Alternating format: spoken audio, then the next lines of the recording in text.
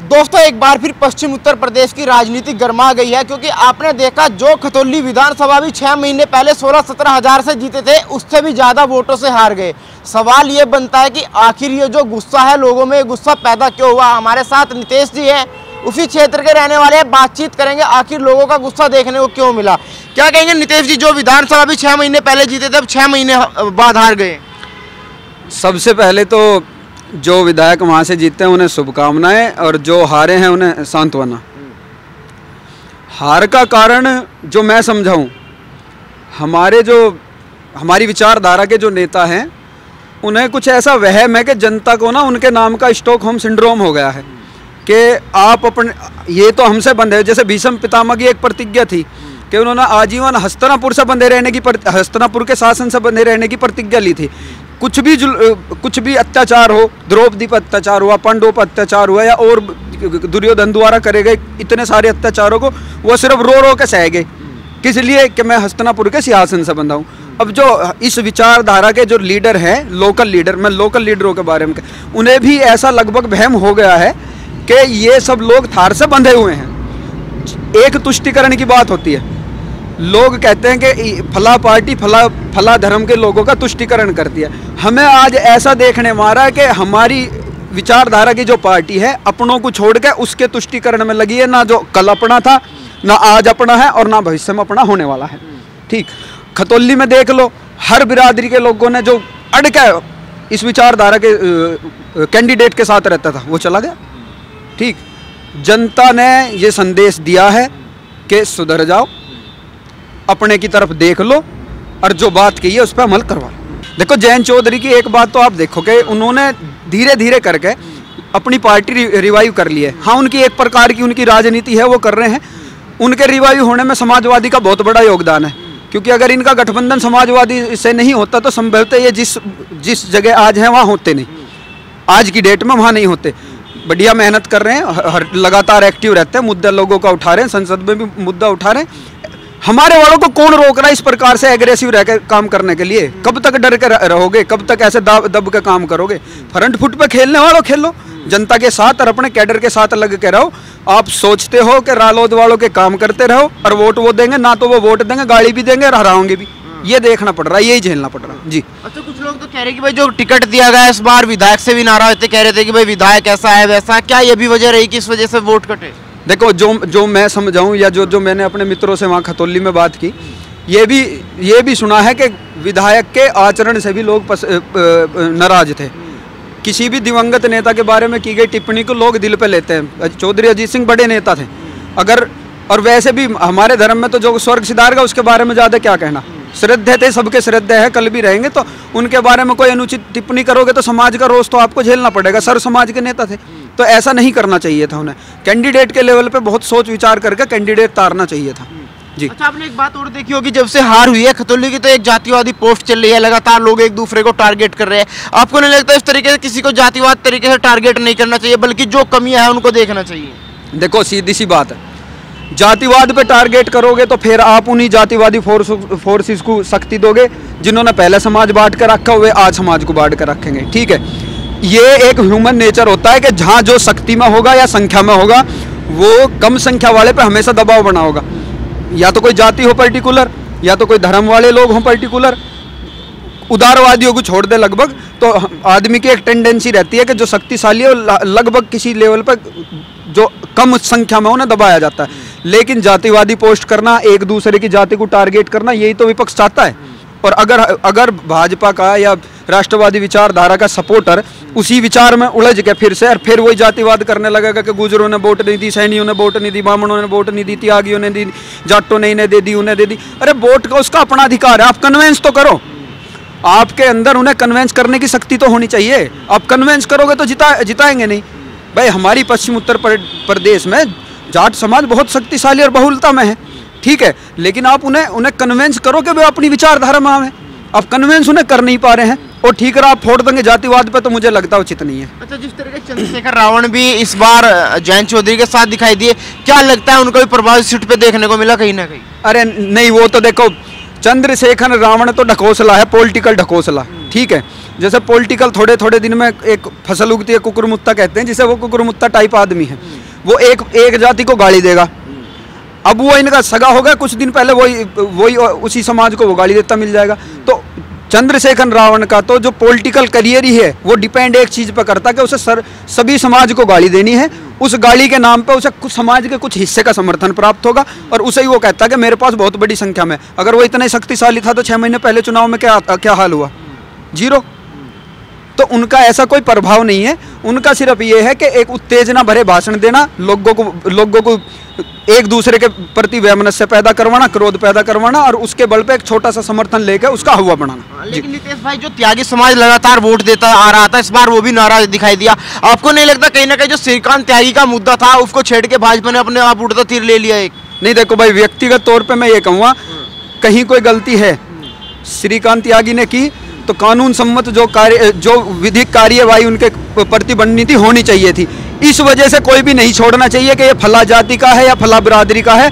बिरादरी नाराज हो जाएगी, वोट नहीं देगी तो न्याय मत करो, उस बात का मैं समर्थन तो करता नहीं। लेकिन किसी एक चीज के ऊपर एक पर्टिकुलर बिरादरी को ही दोषी कर देना, बिरादरी ने नहीं किया ना, एक इंडिविजुअल आदमी का कृत्य है।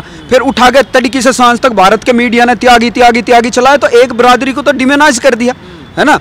तो वो नहीं होना चाहिए, ऐसा नहीं होना चाहिए। वो त्यागी वोटर है, बीजेपी का वोटर रहा है, लंबे टाइम से रहा, आगे भी रहेगा। लेकिन हमें ये देखना होगा कि किसी एक आदमी के करे गए किसी गलत कार्य के ऊपर पूरी की पूरी बिरादरी पर ठप्पा नहीं लगाना चाहिए जी। पर जिस तरीके श्रीकांत त्यागी पूरे चुनाव में एक्टिव नजर आए, गाँव में जा रहे थे, लोगों से कह रहे थे कि भाजपा को वोट नहीं देना है, उसका असर तो देखने को मिला ना कहीं ना कहीं। देखो, इतने तौर पर असर नहीं मिलता है फिर भी, लेकिन लोकल लीडरों द्वारा करी गई टिप्पणियों का ये असर है।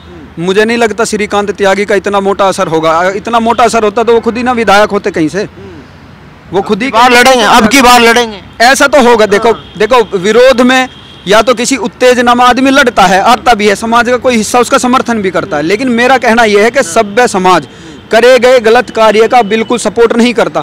बहुत सारे इंटेलेक्ट जो बड़े लोग हैं त्यागी समाज से, उनके आप वक्तव्य जाकर सुन लो, उन्होंने कहीं भी और कभी भी श्रीकांत त्यागी के कृत्य का समर्थन नहीं किया। सभ्य समाज ऐसे कृत्य को करता नहीं, ठीक है। हाँ, उसका रिएक्शन जो सरकार का रिएक्शन था, हो सके वो नाजायज हो या ज्यादा हो, जितना काम हुआ उससे अधिक रिएक्शन आगा हो, वो एक अलग बात है। मतलब मैटर जितना हल्का था उसे मैटर को घना बड़ा बनाया गया, घना बड़ा बनाने के बाद एक समाज को टारगेट करा गया। संजीव बालियान जमीन से जुड़े नेता कहे जाते हैं, लेकिन आपने देखा 6 सीट में से 5 हार गए, 1 रह गई।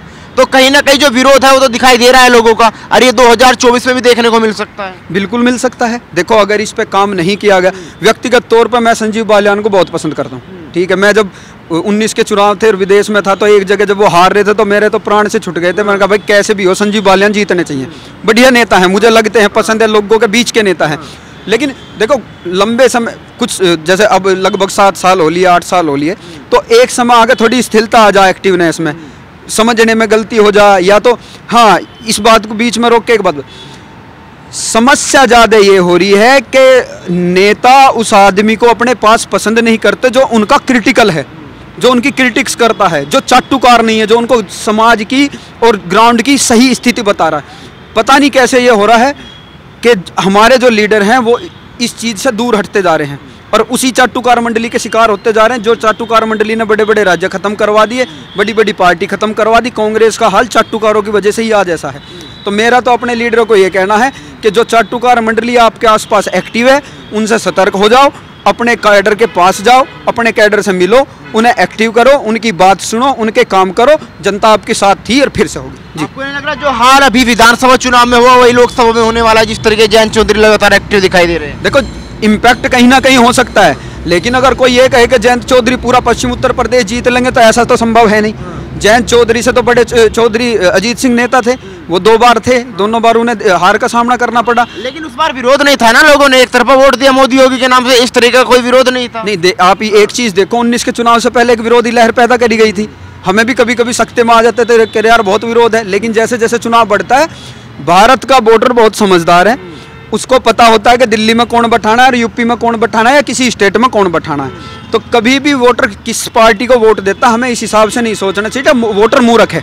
जैसे दिल्ली में एमसीडी में केजरीवाल आ गया तो भाजपा कुछ गलत कर रही थी या अपना काम ढंग से नहीं कर रही थी, जब भी तो केजरीवाल आए। अगर ये अपना काम ढंग से कर रहे होते, जनता से जुड़े हुए होते, ये चारों तरफ पहले दिल्ली में कबाड़ के ढेर ना होते तो इन्हें कौन हटाता। तो हर बात में ये नहीं इन्हें सोचना चाहिए कि जनता की गलती। भाई जनता की क्या गलती है? जनता ने आपको बैठा रखा 15 साल, आप पे काम नहीं हुआ, आप चले गए। तो जो ये काम नहीं करेंगे तो इन्हें भी जाना पड़ेगा। काम अच्छा कर रहे हैं, बढ़िया देश हित के काम कर रहे हैं, देश को अंदर बाहर से मजबूत कर रहे हैं, उसकी तो मुझे चिंता है नहीं कि 24 में क्या होना। रिजल्ट आज लिखवा लो, कागज पे केजरीवाल की तरह लिख के दे सकता हूँ, अगर नहीं हो तो गारंटी है। लेकिन ग्राउंड पे हमारे नेताओं को चाटुकारों से अपने आप को बचा के अपने मेन काडर की तरफ और उन लोगों की तरफ जाना पड़ेगा जो लोग हृदय से साथ में जुड़े हैं और जो लोग समर्थन करते हैं, जो लोग ग्राउंड पे जाकर लड़ते हैं, वोट गिरवाते हैं, मैनेजमेंट करते हैं। अच्छा, आखिरी सवाल, पश्चिम उत्तर प्रदेश की बात की जाए तो गन्ना, आवारा पशु और बिजली बिल, ये मुद्दा बताया जा रहा है, क्या वाकई ये मुद्दा है? देखो, हमारा क्षेत्र है किसानों का, लगभग ज़्यादातर मिलों का पेमेंट क्लियर है, 1-2 का रह रहा है। वो 1-2 का पेमेंट ही मुद्दा बनेगा कल को। आवारा पशु एक मुद्दा है, लेकिन फिर मैं ये पूछता हूँ, एक गाय दूध दे रही है जब तक मेरे खुंटे पर बंधी है, कल को खेत में खड़ी है किसी के में, क्यों खड़ी है? कर तो मैं रहा हूँ ना। अब मैं कहीं चर्चा में था, मेरे से एक आदमी ने कहा इससे तो पहली सरकार अच्छी थी, कम से कम कटवा तो ले ही ने। अच्छा, अगर योगी गाय कटने से बचावे तो के ढोर हमारे खेत में बढ़ रहे हैं, खेत को खा रहे हैं, और गाय कटने से नहीं बचावे तो तुम कैसे हिंदू हो? भाई कहीं ना कहीं तो हमें मध्यम मार्ग पर आना पड़ेगा। जिम्मेदारी, सिविक सेंस अपनी भी तो देखनी पड़ेगी। गाय को छोड़ने वाला कौन है? हमारे समाज में से ही छोड़ने वाला है ना। गांव-गांव बनाओ मंडली, चिन्हित करो कौन सा आदमी गाय छोड़ता है, उस आदमी को कहो भाई अगर तू गाय छोड़ रहा है तो इतने पैसे 2100, 2200, 2300, 3100, 5100 ले और पास की गौशाला में जा, उसका साल भर का खर्चा देगा और वहाँ छोड़ दे। अब ये तो गलत ही बात है ना कि जब तक दूध देगी मेरे खुंटे पर रहेगी, जिस दिन दूध देना छोड़ दे उस दिन खेतों में कह रहे भाई योगी मोदी ने ये ढोर छोड़ दिए। तो इस पे तो सोचना पड़ेगा। मुद्दा बताया जा रहा है कि सरकार ने वादा किया था लेकिन अब तक बिल माफ नहीं कर पाए, ऊपर से जो जबरदस्ती 12 ओवर मीटर लगाए जा रहे हैं। देखो, कोई व्यवस्था जब आती है, बिजली मीटर के विरोध का तो कारण एक, भाई चलाओगे तो यार खर्च नहीं करोगे क्या? मैं अगर कोई चीज़ कंज्यूम कर रहा हूँ तो मुझे उसका पेमेंट देना बनता है ना, जायज़ पेमेंट। नाजायज़ हो तो विरोध सच्चा है, लेकिन मैंने कोई चीज़ 10 रुपये की खर्च करी तो उसका सब्सिडी पार्ट हटा दो तो 8 रुपये तो मैं दूँ, 7 रुपये तो मैं दूँ।